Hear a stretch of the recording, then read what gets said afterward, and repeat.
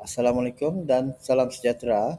Nama saya Farino bin Taib, nombor matriks 308475. Kumpulan kami akan membentangkan tajuk kesan penggunaan telefon pintar berlebihan terhadap komunikasi bersemuka. Kumpulan kami terdiri daripada Muhammad Fakhrul Azim bin Abdullah, Ahir Hafizan bin Ahmad, Joanna Jinus, Muhammad Mazwan bin Idris. Pengenalan isu. Telefon pintar memudahkan pelbagai urusan harian dan menjadi keperluan semua peringkat umur. Namun, penggunaan secara berlebihan boleh menjejaskan komunikasi bersemuka dan hubungan manusia. Berdasarkan situasi semasa, kita dapat melihat bahawa ada ahli keluarga yang terlalu fokus kepada telefon masing-masing walaupun sedang makan bersama. Keadaan ini menyebabkan komunikasi dalam keluarga semakin berkurang dan hubungan menjadi kurang mesra. Situasi yang sama juga berlaku dalam kalangan pelajar. Ada pelajar yang lebih selesa menggunakan telefon berbanding berkomunikasi secara langsung dengan rakan-rakan. Sekiranya perkara ini berterusan, kemahiran sosial dan keyakinan untuk berinteraksi secara bersemuka boleh berkurang. Jika penggunaan telefon pintar tidak dikawal, beberapa kesan boleh berlaku, antaranya ialah hubungan kekeluargaan menjadi renggang, persahabatan semakin lemah dan kehidupan masyarakat secara keseluruhannya boleh terjejas. Seterusnya akan disambung oleh rakan saya, Encik Mazwan. Assalamualaikum dan salam sejahtera kepada pensyarah serta rakan-rakan sekalian.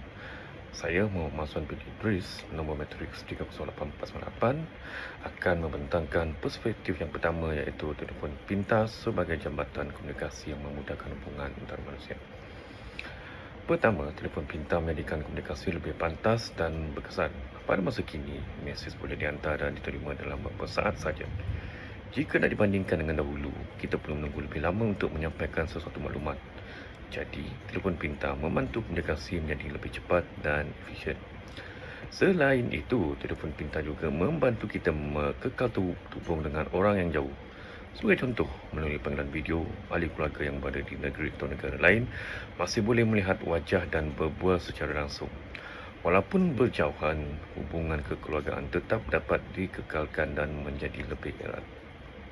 Seterusnya, telefon pintar juga boleh dianggap sebagai medium penyelamat ketika berlaku krisis atau kecemasan. Contohnya, semasa pandemik COVID-19, ramai orang bergantung pada telefon pintar untuk berhubung dengan keluarga, menghadiri kelas dalam talian dan bekerja di rumah. Ini menunjukkan bahawa telefon pintar memegang peranan yang sangat penting dalam memastikan komunikasi dapat diteruskan walaupun dalam situasi yang mencabar. Esensi rentas sektor dan psikologi. Seterusnya, penyokong perspektif ini percaya bahawa masalah sebenar bukan terletak pada teknologi telefon pintar itu sendiri, tetapi pada cara ia digunakan oleh pengguna. Dari segi pendidikan, telefon pintar memudahkan pelajar untuk berbincang dan menyiapkan tugasan secara maya. Mereka boleh berkongsi nota, bertukar idea dan menghantar dokumen tanpa perlu berkumpul secara fizikal. Ini menyematkan masa dan memudahkan kerjasama antara pelajar. Dalam dunia pekerjaan pula, telefon pintar membantu meningkatkan produktiviti. Sebagai contoh, pekerja boleh menghadiri mesyuarat dalam talian, berhubung dengan pelanggan dengan lebih cepat dan menggunakan media sosial untuk tujuan pemasaran. Semua ini membantu urusan kerja menjadi lebih lancar dan berkesan. Akhir sekali, dari sudut psikologi sosial, teknologi pintar membantu individu yang bermalu atau kurang yakin untuk berkomunikasi melalui mesej. Mereka mempunyai masa untuk berfikir sebelum memberikan respon. Secara tidak langsung, keadaan ini dapat membantu mereka membina keyakinan diri dan berinteraksi dengan orang lain dengan lebih selesa. Sebagai kesimpulan, telefon pintar bukan sahaja memudahkan komunikasi, malah memberi manfaat dalam pendidikan, pekerjaan dan hubungan sosial. Oleh itu, teknologi ini boleh memberikan banyak kebaikan sekiranya digunakan secara bijak dan bertanggungjawab. Seterusnya saya serahkan kepada rakan saya yang seterusnya. Sekian, terima kasih. Assalamualaikum dan selamat sejahtera. Seterusnya saya akan membentangkan perspektif dua, telefon pintar sebagai dinding pemisah. Penggunaan telefon pintar secara tidak terkawal boleh mencipta pengabaian terhadap realiti sekeliling. Contoh yang pertama adalah pengabaian fizikal. Ketika seseorang sedang bercakap, individu lain mungkin sibuk membalas mesej, melayari media sosial atau menonton video. Sikap ini boleh menyebabkan individu yang sedang bercakap berasa tidak dihargai, diabaikan atau tidak dihormati. Lama-kelamaan, hubungan antara individu boleh menjadi renggang kerana kurangnya perhatian dan komunikasi yang berkualiti. Yang kedua adalah kehilangan kualiti. Pada masa kini, situasi seperti ini sering berlaku dalam kehidupan harian. Sebagai contoh, ketika ahli keluarga sedang makan bersama, ada individu yang lebih sibuk bermain telefon pintar daripada berbual dengan keluarga. Walaupun berada di tempat yang sama, mereka kurang berinteraksi antara satu sama lain. Keadaan ini menyebabkan hubungan kekeluargaan menjadi kurang mesra dan komunikasi semakin terbatas. Yang ketiga adalah ketiadaan konteks. Penggunaan telefon pintar secara berlebihan juga menyebabkan kemahiran berkomunikasi interpersonal semakin lemah, terutama dalam kalangan remaja. Ramai remaja kini lebih gemar menghantar mesej berbanding bercakap secara langsung. Mereka menjadi kurang yakin untuk berinteraksi secara bersemuka dan suka mengekspresikan emosi dengan baik. Komunikasi melalui telefon pintar juga mempunyai banyak kelemahan kerana mesej yang dihantar tidak melibatkan nada suara, ekspresi muka dan bahasa badan. Hal ini boleh menyebabkan salah faham berlaku dengan mudah. Sebagai contoh, mesej yang dihantar mungkin dianggap kasar atau menyindir walaupun pengirim tidak mempunyai niat sedemikian. Situasi ini boleh mencetuskan konflik dan pergaduhan antara individu. Seterusnya adalah hakisan kemahiran interpersonal dan kesihatan mental. Yang pertama adalah ketagihan digital. Penggunaan telefon pintar yang terlalu lama boleh menyebabkan ketagihan media sosial dan permainan video. Individu yang ketagih akan menghabiskan sebahagian besar masa mereka dengan telefon pintar sehingga mengabaikan keluarga, pelajaran, pekerjaan dan hubungan sosial. Mereka juga menjadi kurang aktif dalam aktiviti kemasyarakatan dan lebih suka menyendiri. Yang kedua adalah kemerosotan generasi muda. Penggunaan telefon pintar yang berlebihan dalam kalangan kanak-kanak dan remaja boleh menjejaskan perkembangan sosial mereka. Mereka kurang belajar tentang nilai hormat menghormati, adab komunikasi dan cara membina hubungan yang baik secara bersemuka. Jika keadaan ini berterusan, generasi muda mungkin menghadapi kesukaran untuk berkomunikasi dengan baik pada masa hadapan. Yang seterusnya adalah impak kesihatan. Kesan penggunaan berlebihan ini juga turut memberi impak terhadap kesihatan mental seseorang. Individu yang terlalu aktif di media sosial sering membandingkan kehidupan mereka dengan orang lain. Hal ini boleh menyebabkan tekanan emosi, rasa rendah diri dan kurang keyakinan diri. Ada juga individu yang mengalami pengasingan sosial kerana terlalu bergantung kepada komunikasi maya berbanding hubungan sebenar. Salam sejahtera, saya Johanna Jinus, nomor matriks 308558. Saya akan membentangkan pernyataan, pendirian dan justifikasi serta cabaran yang dihadapi kumpulan kami terhadap isu penggunaan telefon pintar berlebihan terhadap komunikasi bersemuka. Mengapa kami mempertahankan pendirian ini? Justifikasi kami disandarkan kepada 3 asas utama yang saling berkait rapat. Pertama, kawalan mutlak. Di sini kita perlu faham bahawa teknologi mesti digunakan sebagai alat pembantu kehidupan semata-mata, bukannya sebuah entiti yang menguasai kemanusiaan kita. Apabila kita hilang kawalan, kita bukan lagi pengguna teknologi, sebaliknya kita dipergunakan oleh teknologi. Kedua, hubungan berkualiti. Ya, kita tidak menafikan bahawa mengantar mesej melalui WhatsApp atau Telegram adalah sangat efisien dan pantas.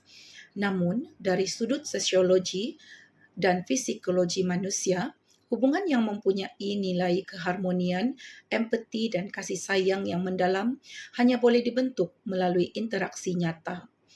Komunikasi bersemuka yang melibatkan bahasa tubuh, ekspresi wajah dan nada suara fizikal, yang mana semua elemen ini merupakan syarat wajib yang tidak boleh ditiru oleh mana-mana skrin digital. Ketiga, keseimbangan digital reality. Penggunaan peranti digital yang terhad dan terkawal adalah benteng utama dalam menjamin kesihatan mental kita. Kita mahukan kelajuan maklumat, tetapi kelajuan itu tidak sepatutnya dibayar dengan harga yang mahal, iaitu mengorbankan ketenangan jiwa dan kesihatan minda kita. Cabaran dalam mengekalkan pendirian. Pertama, ketagihan algoritma. Aplikasi moden seperti TikTok, Instagram dan YouTube direka khas dengan sistem algoritma yang memanipulasi psikologi manusia. Ia mencetuskan rembesan dopamin dalam otak yang membuatkan pengguna terperangkap berjam-jam secara tidak sedar.